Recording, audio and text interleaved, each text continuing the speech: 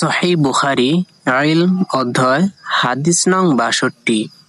ইবনু উমর রাদিয়াল্লাহু তাআলা আনহু থেকে বর্ণিত, নবী করিম সাল্লাল্লাহু আলাইহি ওয়াসাল্লাম একদা বললেন, গাছ-গাছালির মধ্যে এমন একটি গাছ রয়েছে যার পাতা ঝরে পড়ে না, আর তা মুসলিমের উদাহরণ।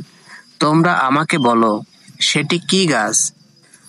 রাবী বলেন, তখন লোকেরা জঙ্গলের বিভিন্ন গাছ-গাছালির নাম ধারণা করতে লাগলো।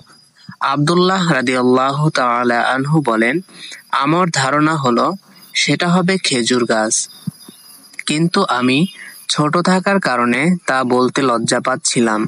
অতঃপর সাহাবীগণ রাদিয়াল্লাহু তাআলা আনহু বলেন, হে আল্লাহর রাসূল, আপনি আমাদেরকে বলে দিন সেটি কি গাছ?